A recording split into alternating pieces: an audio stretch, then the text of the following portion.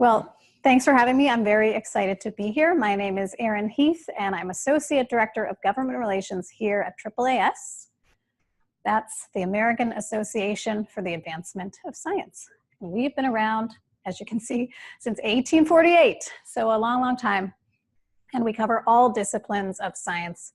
We're a membership society. We're really well known for Science with a capital S, our journal, and Science's sister journals.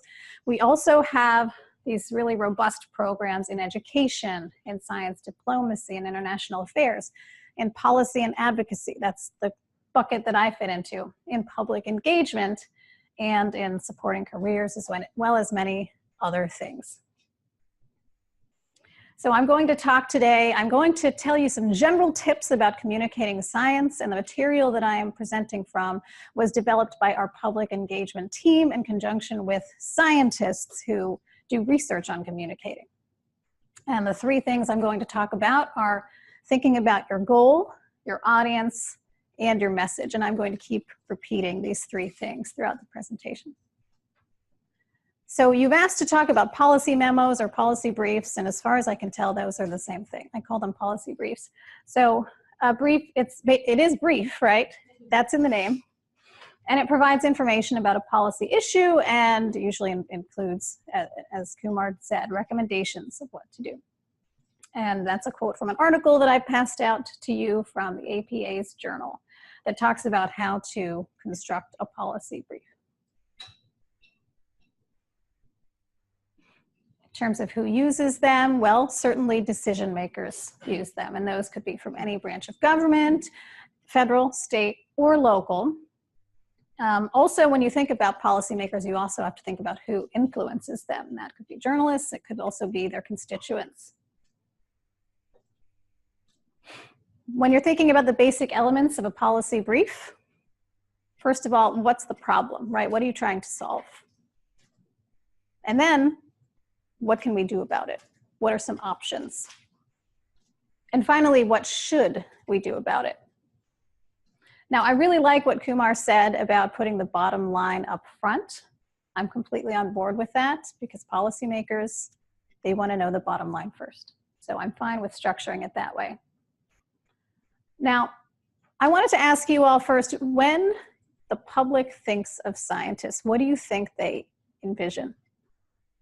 Yeah. The person alone in the lab solving the problem. Yes, in the lab solving problems. I like that. Einstein or Tesla or something. Absolutely, Einstein or Tesla, yeah.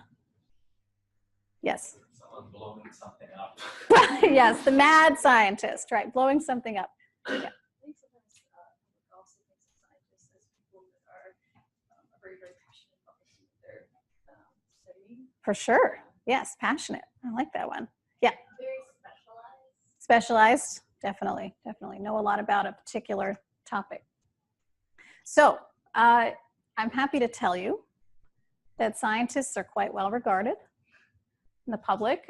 These are some statistics from the Science and Engineering Indicators, which is a survey put out by the National Science Board every 2 years, or a survey is part of it. This is a survey of the American public that indicates that 84% of Americans are very or moderately interested in new scientific discoveries. So you already have most of them there. They're already with you, they're already interested. This one I love, 84% of Americans support government funding of basic research. And finally, 90% of Americans have at least some confidence in the scientific community. And these numbers have stayed pretty consistent for the past 30 years. You'll see, if you can read that on the bottom, scientific community came in second only to the military in terms of public confidence. Can anyone guess who was at the very bottom? Which occupation? Yeah, you all got it. Congress specifically, yeah. So this is our public engagement framework. And as I said earlier, this was developed with scientists, and it features our goal, our audience, and our message, and how you should think about those things. So if you can just take a minute to read this comic.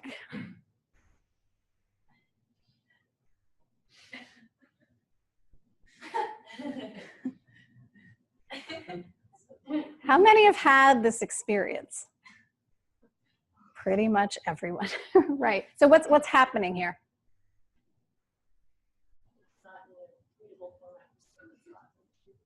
Right, exactly. They're trying to communicate. They're not really even speaking the same language. At least they don't feel like they are. And this unfortunately happens a lot when scientists and engineers try to communicate what they're working on. So we can handle that by thinking ahead about things like goal, audience, and message, and planning it out a little bit. Now you can see here, this is the famous inverted triangle chart. So on one side you see kind of the typical researcher life, which is gathering background and data and all these supporting details, and then coming out with the results or the conclusion of your work. Well, the public and policymakers as well, because they're of course members of the public, they want the complete opposite of that. When you communicate, they want to know what the bottom line is first, as Kumar mentioned, and then they want to know why they should care. Only after you've hooked them with those two things can you go into the supporting details. So this is a completely different way of thinking when you're a scientist. Back to our framework. So always the starting point is the goal. What are you trying to achieve? Whether it's a policy brief or any other type of communication. And your goal I won't talk too much about goals, but I will say they're all different kinds of goals. They can be big picture, they can be individual. I think with a policy brief, of course, you're trying to influence policy. And there are all sorts of issues that you might be communicating. I mean, these are just some of the issues that sit at that intersection of science and society. So when you're thinking about your goal and when you're writing a policy memo, first of all, you're trying to inform your audience, right? And often you're making recommendations, but you want to absolutely remember, as I said before, why they should care, the so what, right? I sometimes think of so what as the sixth W, or who cares? That's another way to put it. And then don't just state the problem, right? Remember to say what can be done about it, because this kind of illustrating the problem is the easy part, I think. The hard part is figuring out what to do. Then, of course, you have to think about who your audience is. Now, remember that most people learn science outside of the classroom. And again, this includes policymakers. Just 5% of an American's lifetime is spent in school. And 30% of US adults have taken a college-level science course, just 30%. This is true for Congress as well. So this is hard to read, but this shows all of the occupations of the current Congress. And you can see in the top right, we have one physicist, we had one microbiologist, she unfortunately passed away, one chemist, and 8 engineers, right? So that's out of 535. That's a pretty small number. So think about what you know about your audience. This is really important to do in advance. Think about things like their demographics, right? You can see here a bunch of children. You might be communicating with, say, children more differently than you would be with adults. That's just one example. Think about their culture. Think about where they are located. Now, this is really important for policymakers. Does anyone know why that is? Exactly, right? They are paid to represent their constituents. That's what they're elected to do. So they're going to care a lot about what's going on in the district, and they're going to think about that when they are reading a policy brief. This is another important one, which I alluded to earlier. Think about their level of understanding and experience with the topic. And a lot of times you may be starting at a very basic level so that you can bring someone with you when you're communicating the science. Think about their interests, values, and concerns, right? What are they excited about? What are they concerned about? What's keeping them up at night? What they feel very passionate about, and not just with policymakers, with themselves, but again, also with their district and with their constituents. So to sum up, when you're thinking about audience, remember their knowledge of science and the issue might be very basic. Think about what drives your audience, what drives him or her, what interests him or her. And remember secondary audiences, like the constituents. Now, when we're thinking about message, so now you have your goal in mind and you have a good sense of your audience. Now let's think about our message. Now, this is our 3 M's of messaging. Every good message should be miniature, memorable, and meaningful. So I'll talk about all three of those a little bit. Miniature, first of all. I bet you all know what this means, right? Don't drone on. Again, policy briefs, policy memos, they are meant to be brief. Having a miniature message, first of all, it helps you out. It makes it easy to remember, and it helps you focus on the key points, the things that you really want to get across. We often recommend picking 3 focal points of your message, and that could be, whoops, that could be all different things. Could be recommendations, it could be policy options. And it doesn't have to be 3, but there tends to be power in the rule of 3. One example of this is we had a researcher who was working on postpartum depression and did research on workplace policies that could help reduce this. And her 3 key points were parental leave, job flexibility, and workplace support. And she took these 3 points wherever she went, whether she was talking to employers or employees. This is another example. This is a report that we at AAAS put out in 2014. It's about climate change, focuses on the reality, the risks, and response to climate change. Boom, boom, boom, easy to remember. So, and also, by the way, you'll see I'm following this rule of 3 here, right?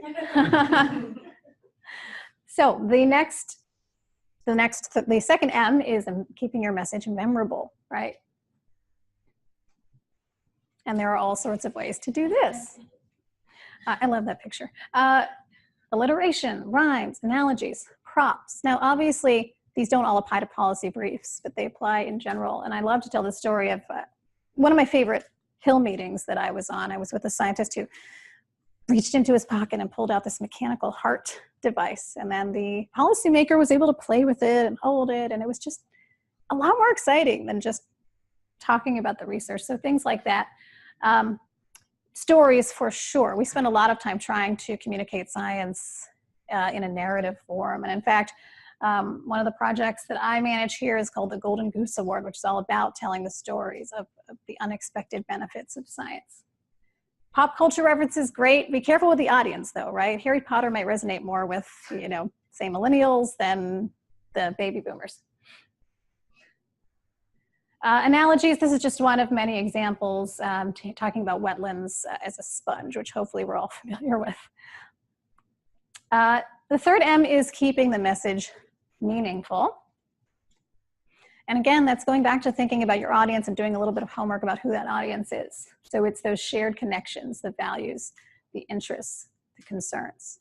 It's thinking about the kind of language that would resonate with the audience. And of course, these universal human experiences that we all have, that we all respond to, like adventures or emotions. So this is an analogy that I've always liked, because really, who doesn't like dessert? This is talking about different types of rocks and likening them to desserts. And it's easier to remember, right? And it makes me hungry. Now, jargon. What's jargon?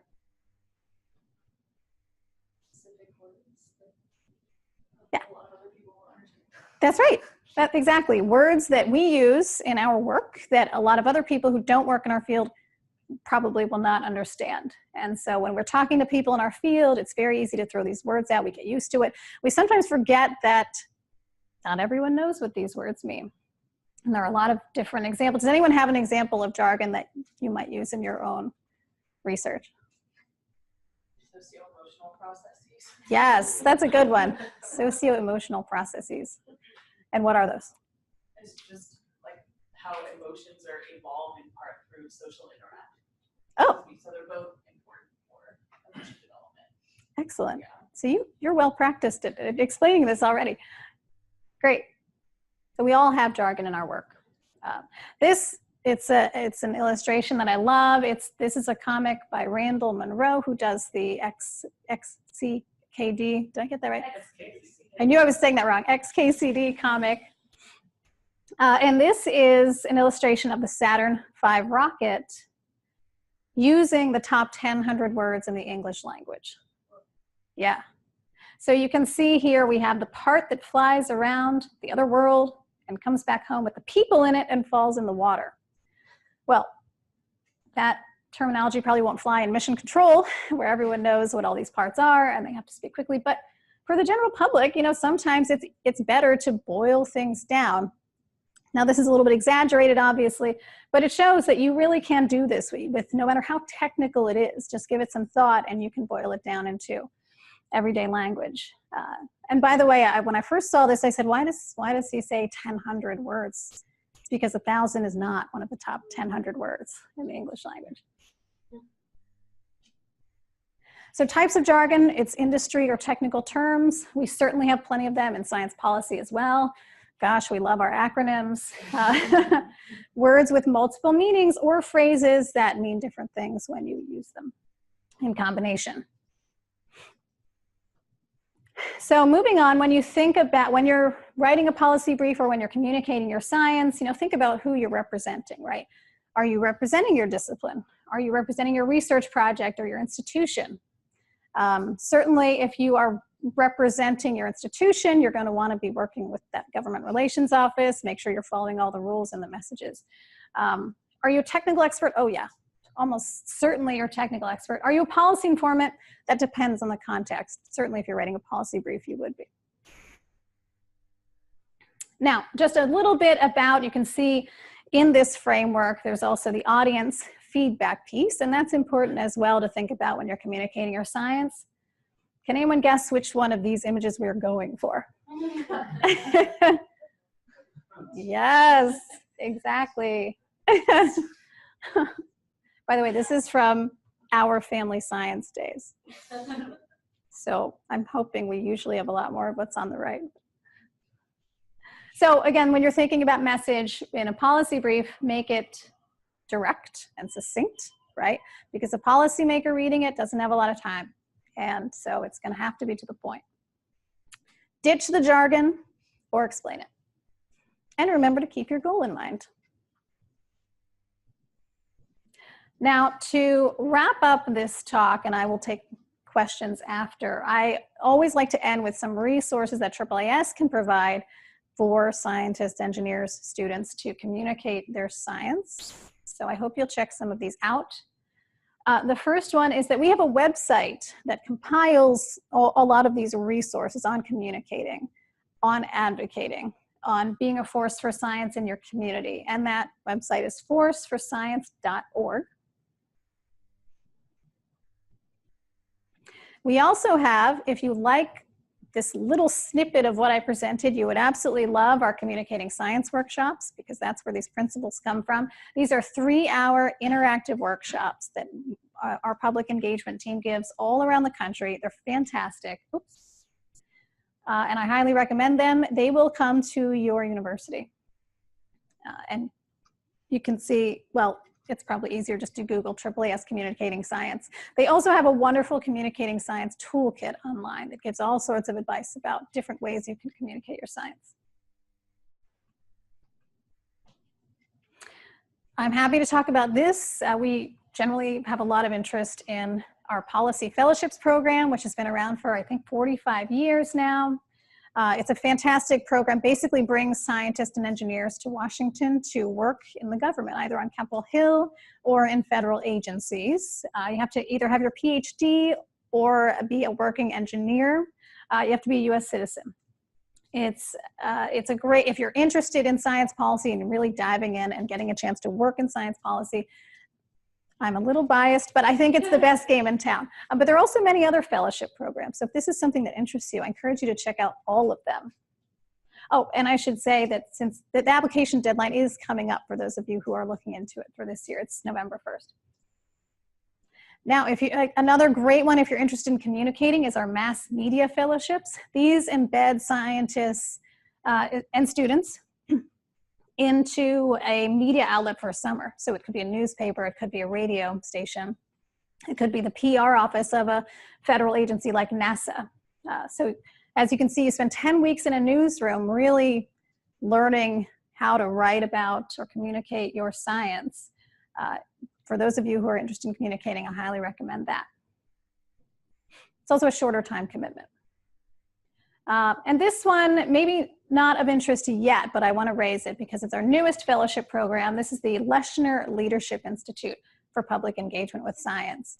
And we bring a group of fellows to DC every year to do this boot camp-esque training in public engagement. And they go back to their communities and they spend a year working on public engagement activities in their field of expertise. So we always focus on a particular topic. The first one was climate change, then we did infectious disease. This year's is food and water, and then the one that's coming up for next year is human augmentation, which I'm really excited about. Science in the classroom, this is a volunteer opportunity for anyone who wants to get more practice in communicating their science. This is a volunteer program where you sign up and you translate the scientific research that's coming out of our journals into plain language that can be read and understood by high school students. So it's a simple way to just practice that translation. Whoops, the Golden Goose Award, I mentioned this earlier. This is an award that honors federally funded research that maybe sounds odd or obscure and ends up having this amazing impact. And every September, we give these awards to scientists right over there on Capitol Hill. The reason I always raise this as a communicating activity is because we are always looking for nominations. We're looking to tell these stories about scientific research that has this unexpected impact. And we're really trying to spread the word. And I have a feeling that some of you might know some of these stories, and we'd really love to hear them. So nominations are accepted all year round on the website, which is goldengooseaward.org. And they're really simple to put together. Now, a couple of resources for learning about science policy. We have a fantastic research and development budget program, which if you care about federal funding of science, which I'm sure you all do, this tracks that, I think, in a wonderful way. So it's worth visiting. We also have a weekly newsletter called the Policy Alert that goes out to AAAS members. It's basically what it sounds like. Every Monday morning we get together and we talk about the news of the week in science policy. And then we put together this newsletter. It goes out to our members. So if you are a member, a student member, you can opt in and get this every week. We also have the Journal has a wonderful policy blog called Science Insider, which I also highly recommend. We do have a couple of interesting conferences throughout the year. We have one on science policy here in DC. It's called the Science and Technology Policy Forum. I believe it's in May this year, but I don't know if those dates have been announced yet, but it's usually in the spring. We also have a science diplomacy conference every September, and we have our annual meeting, which travels around the country. This coming year, it happens to be in Washington, D.C. It's always President's Day weekend, so mid-February. That is a great opportunity for networking events, for learning about science policy and science communication.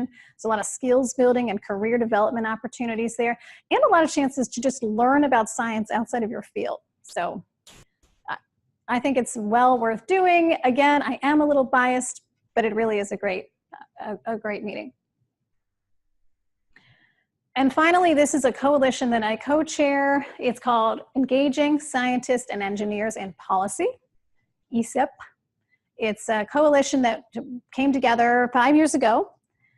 And the idea is all of these groups were working on helping empower scientists and engineers to engage in policy. And there's all different ways to do that.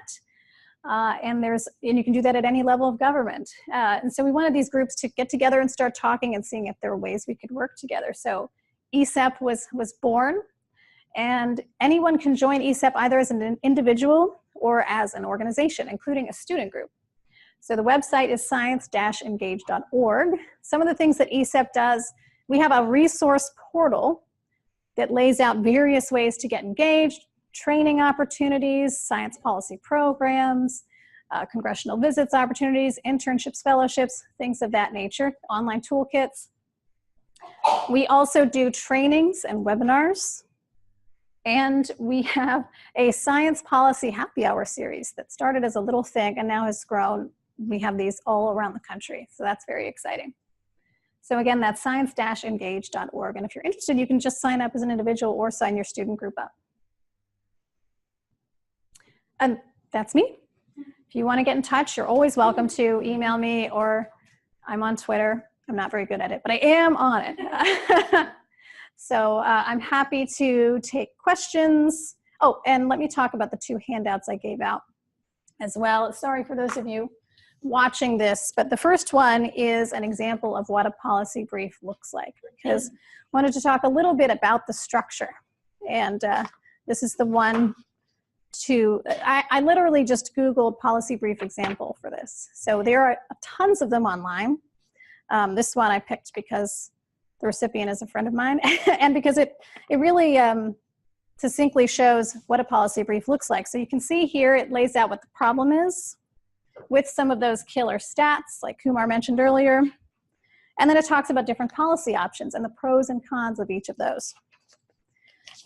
And then it says, okay, here's what you could do. Here's what I think you should do, right? The policy recommendation.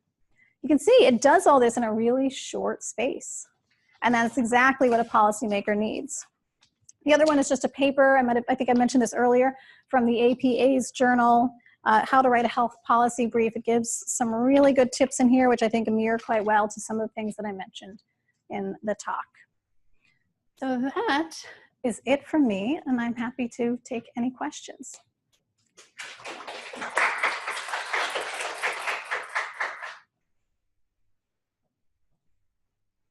Could you talk a little bit about your career and how you got into your current position? Yes, sure. So the question was about my career path.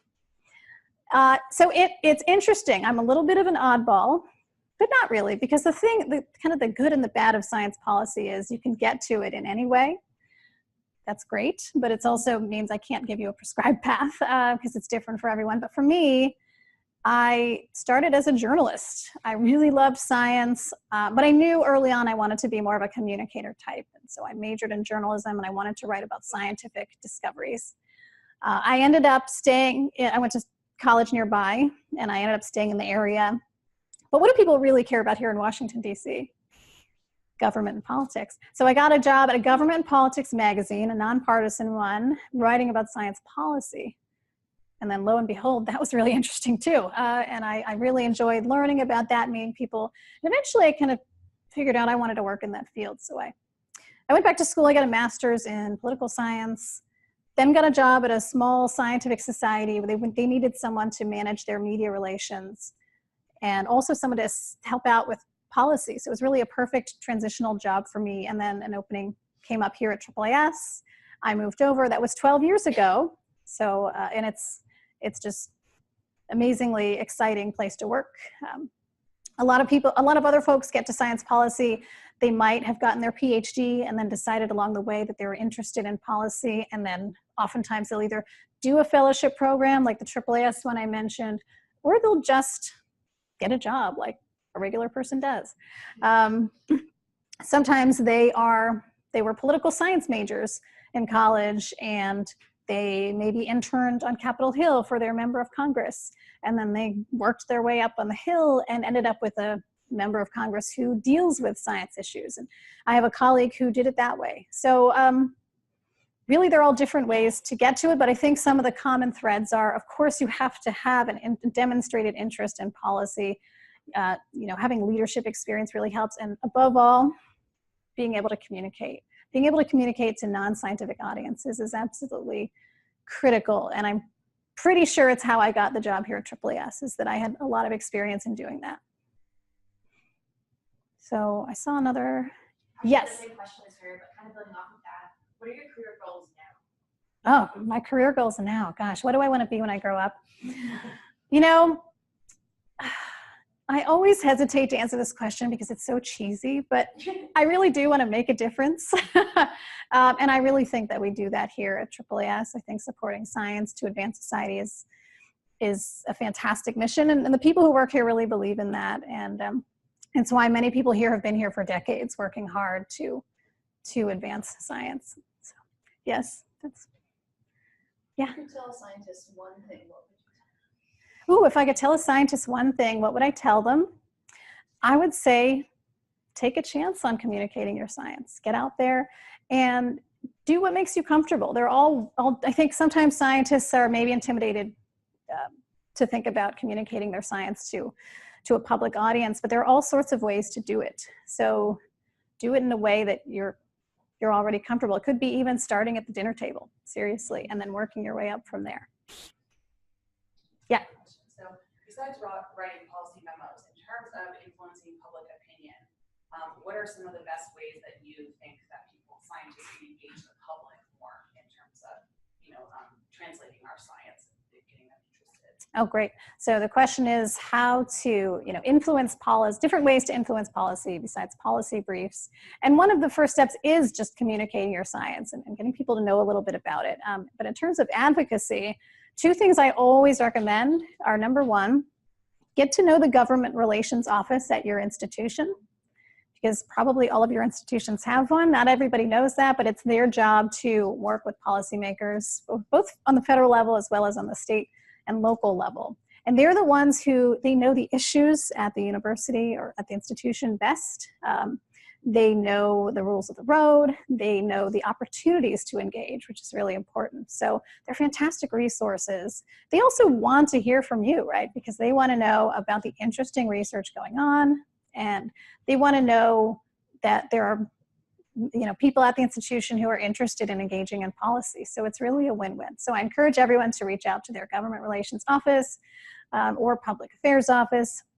The other thing is to get involved with your scientific society. So all of you are probably members of at least one scientific society, and nearly all of those have opportunities to get engaged. One really great one is some of them will bring scientists and engineers to Washington for a day to visit with their member of Congress. And often those include an element of training, a training opportunity. So they're really quick one-off ways that you can both get some experience engaging in policy, but also meet others who are also interested in policy in your field. And the scientific societies often have trainings as well, or webinars, or networking opportunities. So I encourage all of you to check in with your society, and of course I mentioned all of the resources at AAAS.